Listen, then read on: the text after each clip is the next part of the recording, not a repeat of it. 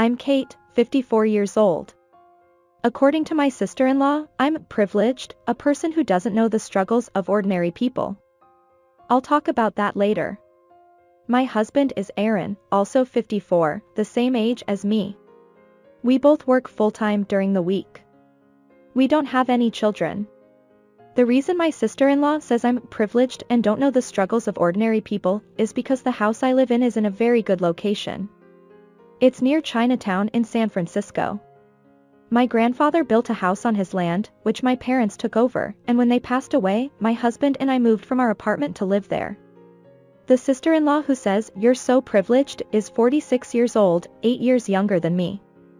This sister-in-law often comes to visit our house. Leaving her husband and 12-year-old child at home, she travels 2 hours from her home to visit us once every 3 months over the weekend. She says she likes Chinatown. This sister-in-law was born when my husband was in elementary school and he said she was small and cute. It seems that her parents loved her very much because she was born late. It must be nice, growing up in such a place without any struggles. She says this with a sense of inferiority. I was born in the countryside, so there were no places to play. You must have grown up comfortably without knowing such struggles. She clearly doesn't have friendly feelings towards me. But she seems to like Chinatown and comes to visit this house. Of course, she doesn't bring any gifts. Even if I bring a gift, you'll make fun of it because it's from the countryside. That's her reason. My sister-in-law comes empty-handed and says, "It must be nice, being so close to Chinatown. You don't have any struggles. You can live without a car. We country folks can't live without a car, so we have transportation costs. But your place is nice too, isn't it? I like it. The air is clean and the people around are kind." When I say this, what's that? Are you being sarcastic? She says things like that. I don't go out to play that much, because I work during the day. If I say this, you're really sarcastic. You want to say, unlike where you live, we're close to tourist spots, don't you? That's what she says. I want to say, who's being sarcastic? I've complained to my husband about her harsh words. My sister speaks her mind. She's straightforward. But he didn't take me seriously. So, in the midst of all this, I heard that my sister-in-law was building a house. She told me when she came to visit again. Really? Where? Sister-in-law said, it's obviously near our house. We bought the land ourselves. We didn't have it from the start like you. So there's no way we could buy such a good location. Rich person like you is nice. I was already irritated by her constant remarks, so I asked. So, how should I speak so that you don't feel like I'm being sarcastic? Why don't you just keep quiet? Everything you say sounds sarcastic. She said. I can't do anything but keep quiet. I was completely excluded from the conversation. Since then, she comes to visit but doesn't say a word to me. But she comes. She comes more often than before. Because my husband allows it. Hey, wait a minute. Your sister comes to our house but ignores me. She uses our bath. She eats our food. But I'm ignored. I tried saying this to my husband. Then, that's what I'm saying, she's straightforward. You don't have to talk either. She leaves her husband and child at home so we don't have to worry about them, right? So neither of us has to worry about each other. Even so. Today, she went out to explore San Francisco on her own, came back, used the bath as she pleased and went to bed. And the next day, she silently ate the breakfast I prepared and not even a word of thanks. Is this a hotel? Am I a hotel chef? So, 3 months later, my sister-in-law came again. It seems like she's going sightseeing in San Francisco today. But after that, she talked with my husband all night. She stayed overnight and left, but my husband was excited and showed me lots of pictures. Hey! Look at this. This is the house my sister built. Oh, the house was built. This? You'll love this when you see it. What he showed me was a pure white building. It certainly looked new. Isn't this amazing? My husband showed it to me with excitement. Huh? I tilted my head. At first glance, it looked like a garage. But looking at the mop in the picture with it, it was clear that it wasn't big enough for a car. Huh? Is this? That's right. Isn't it amazing? My husband shouted proudly. It's a motorcycle garage. And it's custom made. Now my Harley can fit in there. What? I was stunned. That's what I'm saying. My Harley can fit in there. I don't understand. But this is your sister's house, right? No, we've been talking about it for a while now. Let's exchange houses. What? I was surprised by the unexpected reply and development. I dropped the plate I was holding. My sister has been saying for a while now that she likes the location of this house and wants it. I've been saying that I don't like this house because it's old and has been around since your parents' time. So my sister said, then let's build a new one and exchange houses. So I had her build a special motorcycle garage so that my Harley could fit in. Wait. What? What is this? Without any consultation. I don't want to move out of this house. I don't really care about the other person's house. Or rather, I can't keep up with that much thinking. My husband started to get irritated, perhaps because my opposition was unexpected. From my point of view, his unexpected face was unexpected. Wait. What are you hesitating for? My sister and I have been discussing this for a long time. I understand that, but I didn't hear anything. I was being ignored. But think about it, there's only benefits. There's a motorcycle garage. Wait a minute, what about my position? Your hobby is watching suspense dramas, right? There's a TV in that house too. It's true that my husband's hobby is motorcycles. He cherishes his Harley Davidson as much as his life. Compared to that, I didn't have any particular hobbies, and if I had to say, I liked watching suspense dramas like Criminal Minds and a 24 on TV. But, commuting. You just have to spend a little more time on the bus and train. That's not a little, it's an extra 2 hours. I can commute on my Harley. You should spend about 2 hours commuting. You've been gaining weight lately, so you should go on a forced diet. There's a limit to forced dieting. How painful it would be if it became a daily routine. But my husband's head was full of the new house and the dedicated garage to store his Harley. Just because I was lingering over this old house, he seemed to be getting really angry because it was unexpected and annoying. Finally, my husband resorted to drastic measures. I'll give my house to my sister and her husband. I'll get a new house with a motorcycle garage. I don't see any reason to refuse.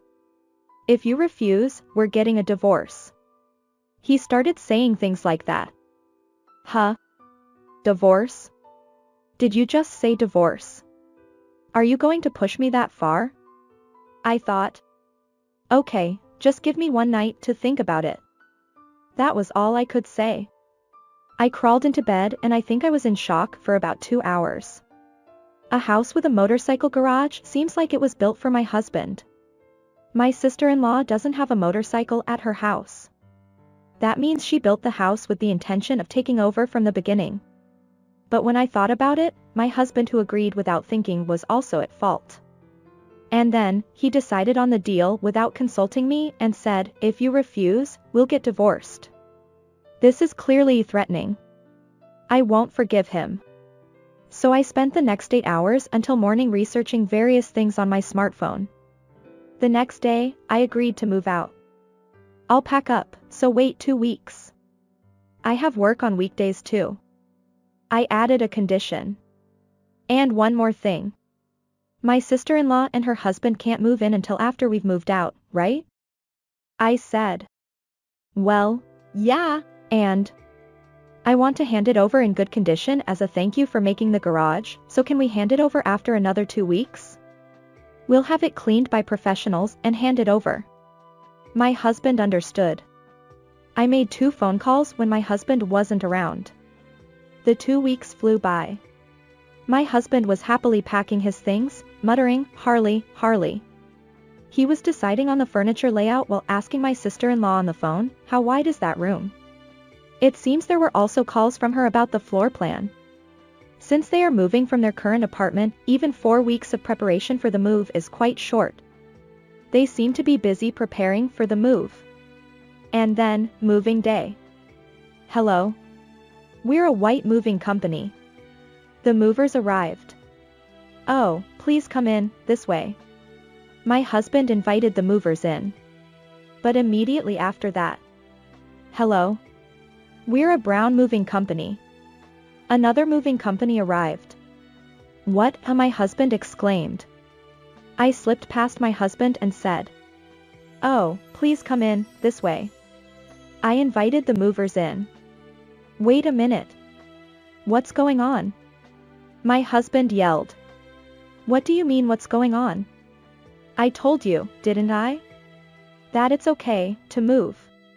So let's move separately to our new homes. Movers, the items with yellow colored tape are the ones I want you to move, so please take them this way. The rest goes to Brown Moving Company." I briskly gave instructions. And an hour later. "Well, that's it. Thank you for everything. I'll send you the divorce papers later." "Wait a minute." My husband shouted in a panic. "You said you wanted a divorce, didn't you?" I left my husband behind and quickly left the scene in a taxi I had called. I got in the taxi, but it only took a few minutes to get to where I was going. Good work. The person waiting for the taxi came over to me. It was my brother Noah. My brother had come to help me move. "Well, it's good that you found a house in 2 weeks. It's a rental though. You can look for an apartment or something once things settle down. You've had quite a misfortune." Misfortune is an understatement. For now, I've marked the necessary items for living like a rice cooker with yellow tape, so I'll manage somehow here. My brother helped me move. Even though the movers arranged the large items, I needed a man's help for the small details. I was saved. With my brother's help, the move was completed within the day. "Well, then, call me again in 2 weeks." My brother left. Now, about the 2 weeks later, my brother mentioned. That is, 2 weeks after the day I moved. My phone rang. As expected. "Hello?" The voice on the other end was my sister-in-law. "What's going on?" I just listened silently. "The house is gone." I looked down, suppressing a laugh. It was hard not to make a sound. "It's just a vacant lot." "Why are you silent?" "Because you told me to be quiet, didn't you?" "Ah!" my sister-in-law screamed. I finally burst out laughing.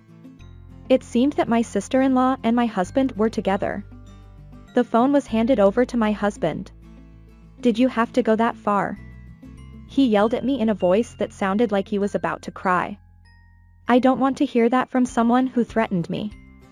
I really had a stomach ache from laughing so hard. Besides, I said I wanted to leave it clean, didn't I? That's not what clean means. It's the ultimate clean. It's brand new. My husband clicked his tongue repeatedly. "Anyway, you come and talk. I have nothing to talk to you about. If you refuse, I won't stamp the divorce papers. You said you'd divorce me if I refused to leave that house, didn't you? What a turnaround." "Shut up." "Well then, I'll go to your house for now. But I'm scared to go alone, so I'll bring someone with me." With that, I contacted my brother. "Is it my turn?" "Let's go." My reliable brother.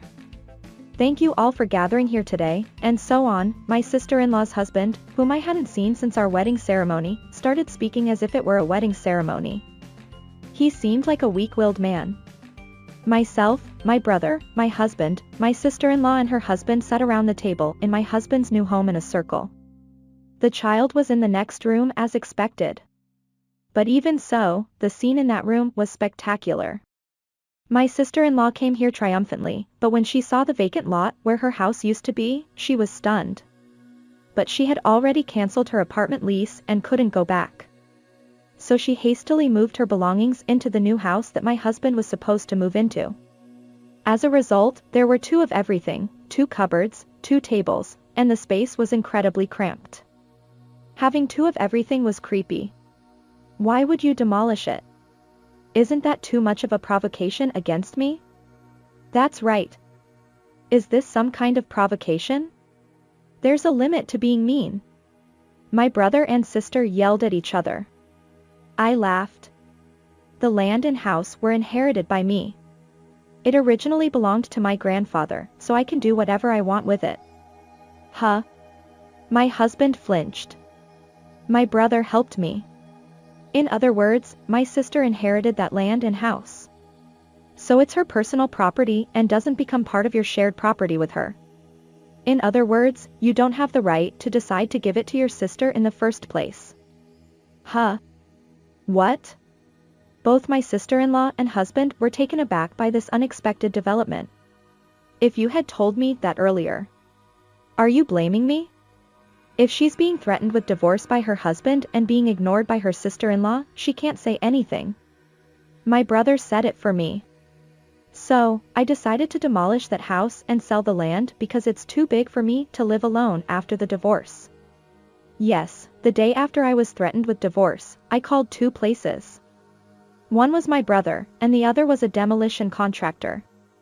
They told me it would take 10 days to demolish the house. It takes my sister-in-law 2 hours to get here, 4 hours round trip.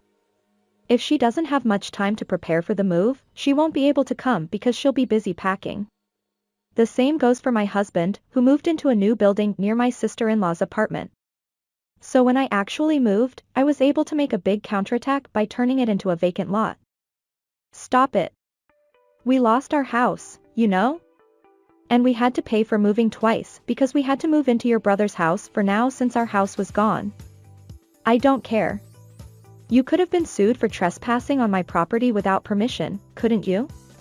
You're lucky you didn't become a criminal because it became a vacant lot. I laughed at her. And then to my husband. Is a woman who talks about such small amounts of money straightforward? Don't make me laugh. My brother said. Ignoring is not straightforward, it's damp. My sister-in-law's husband, who had been silent all along, interjected. Sister-in-laws, so, you're saying that this discussion progressed without your sister-in-law's permission? That's right. Besides, my sister-in-law told me to shut up, and my husband threatened me, so they were both getting carried away on their own. I exposed them. Then, my sister-in-law's husband, who had seemed timid until a moment ago, started to tremble. Sister-in-laws, hey, what do you mean? What's wrong? She probably hadn't seen him get so angry before. My sister-in-law was clearly flustered. Sister-in-law. My sister-in-law's husband continued. Sister-in-laws, she told me that we were going to get your brother's house and move.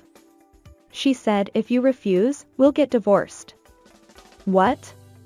All siblings said similar things. I thought I was going to have a stomach ache from laughing so hard. This is definitely going to be muscle pain tomorrow.